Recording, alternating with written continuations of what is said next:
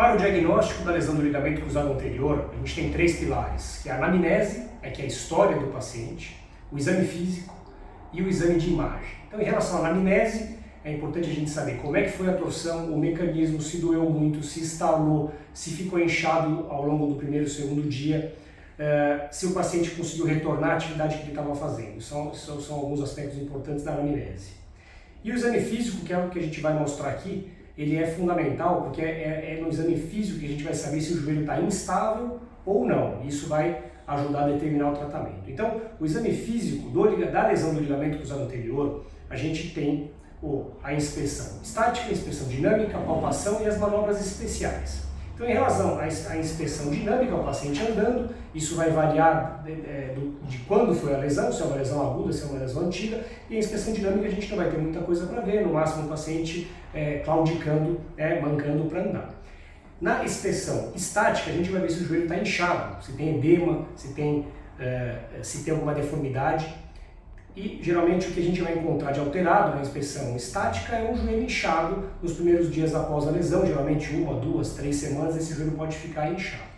E aí a gente vai para a palpação, que é um momento importante para a gente definir aonde que é a dor, ver se tem derrame articular e diferenciar também de uma luxação de patela, que às vezes confunde. Então, aqui palpando o joelho, a primeira coisa que a gente vai ver é se tem derrame articular. Às vezes dá para ver, às vezes não, e a gente tem o sinal da tecla, que é quando a gente palpa a patela e sente que tem líquido embaixo da patela. E a gente faz isso comparando com o outro lado. Então, se é um joelho que tem derrame articular, quando a gente palpa a patela, a gente vê que ele não bate rápido no osso. Tá? Então, vamos supondo que aqui a gente tivesse uma lesão do cruzado nesse, a patela ao palpar, aqui a gente sente o osso rápido, e no joelho com derrame, a patela desce e volta com mais resistência, porque está cheio de líquido da articulação. Então, esse é o sinal da tecla para ver se tem derrame. Para a gente diferenciar de uma luxação de patela, que a história é semelhante, a gente vai identificar se essa patela está lateralizando em excesso. Então, a gente compara também o quanto que ela lateraliza com o lado contralateral. Se for uma luxação de patela, às vezes a gente vai ver que essa patela ela vem mais do que deveria.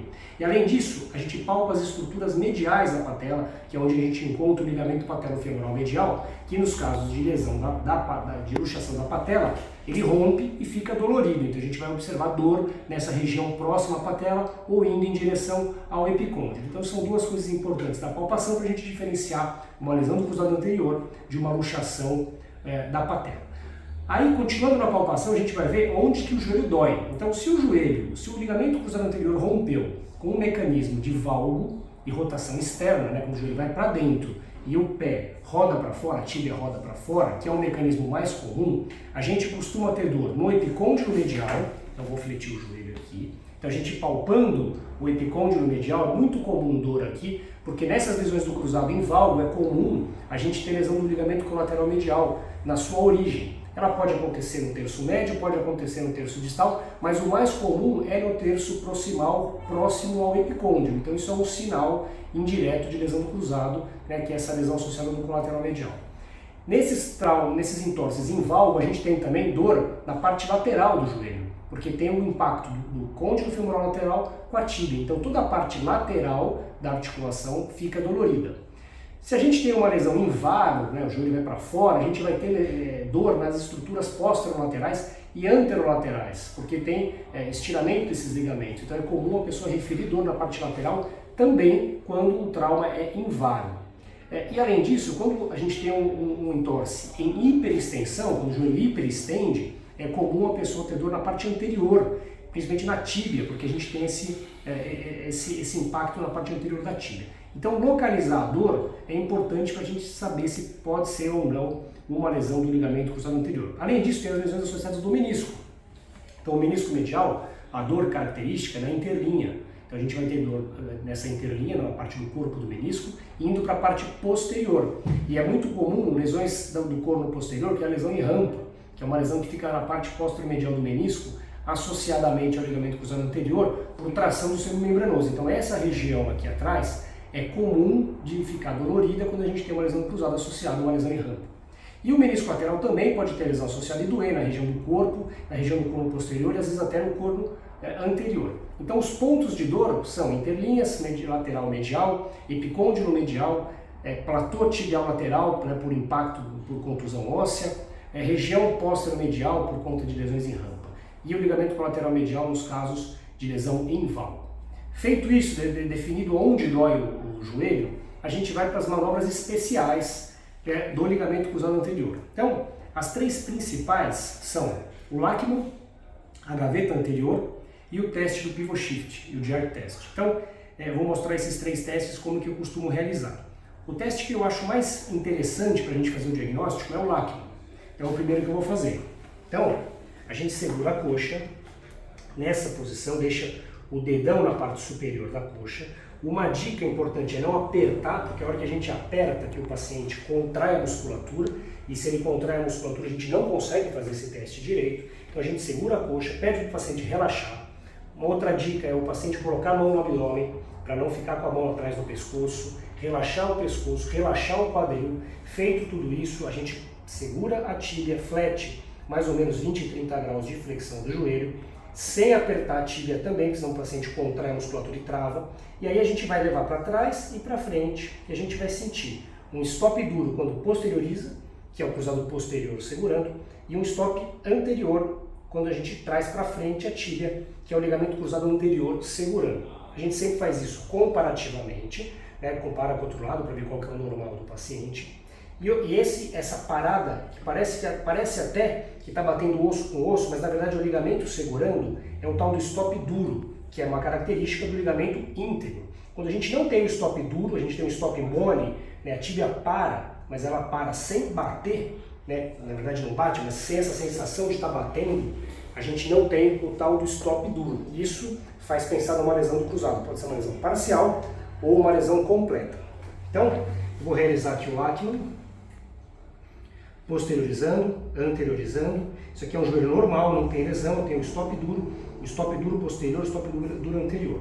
Quando a gente tem lesão, a gente consegue graduar isso. Se tem só o stop mole, mas não vem muito, a gente chama de grau 1. Se vem mais, grau 2, e se vem bastante, aquela tíbia que vem aqui para frente, a gente chama de grau 3. Tá? São subdivisões, né, da instabilidade ocasionada pela lesão do cruzado anterior. Próximo teste, gaveta anterior. Gaveta anterior a gente faz com o joelho fletido, mais ou menos 90, 80 graus de flexão. A gente senta, uma forma de fazer sentando no pé do paciente. Novamente, a gente pede para relaxar o quadril, deixar a musculatura do abdômen relaxada. Quando a gente sente que está relaxado, dá para a gente palpar a musculatura isquiotibial, os tendões aqui. Se isso está contraído, a tíbia fica posteriorizada e não vem para frente, então tem que estar bem relaxado aqui. E aí a gente vai palpar o côndilo femoral medial, o platô tibial, e a gente vai trazer para frente. Então aqui é um grau 0, né, não anterioriza, porque é um ligamento normal. Quando a gente tem uma lesão com pouca instabilidade, a gente vai ter o grau 1, que vem um pouco mais, o grau 2 quando vem médio, o grau 3 quando vem mais ainda. A gente pode quantificar isso através da radiografia TELOS ou através do uso do aparelho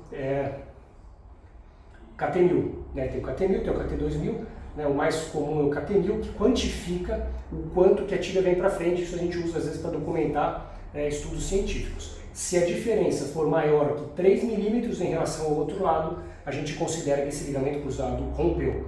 Tá? Então esse é o parâmetro do KT1000. Mas na mão, na gaveta, a gente gradua em 0, 1, 2 e 3 cruzes, conforme o quanto a gente sente que a tíbia vem para frente.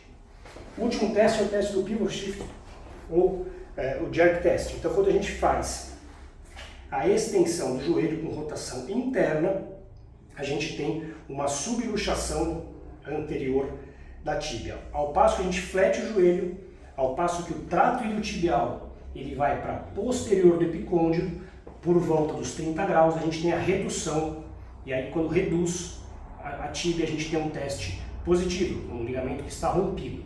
E a gente pode fazer o oposto, vem da flexão, fazendo valgo, então aqui eu estou fazendo um valgo com a minha mão, estou rodando interno o pé e eu vou estendendo o joelho. No momento que passa dos 30 graus, o trato iliotibial puxa a tíbia para frente e a gente tem uma subluxação da tíbia.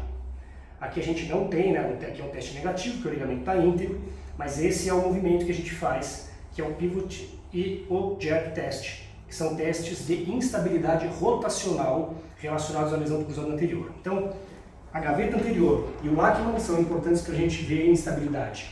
anterior da tíbia, e a manobra de pivot shift test, jab test, é para a gente ver a instabilidade rotacional relacionada com a lesão do ligamento cruzado anterior. Então esses são os 3 principais testes que a gente utiliza para definir se está lesionado ou não e o quanto de instabilidade que tem. E por fim, depois da anamnese e exame físico, a gente vai avaliar as imagens. Principal imagem que a gente vê é a ressonância magnética, mas vale lembrar que, para a gente definir se o ligamento está rompido ou não e o quanto de instabilidade que tem, o principal é o exame físico e não a ressonância. A ressonância vai dar mais dados. A gente vai ver os meniscos, a gente vai ver cartilagem, a gente vai ver se foi uma lesão completa ou não, mas o principal mesmo para definir instabilidade e definir a conduta, né, se vai ser um tratamento conservador, um tratamento cirúrgico, é o exame físico, que é fundamental, tá bom? Então era isso que eu tinha para mostrar para vocês.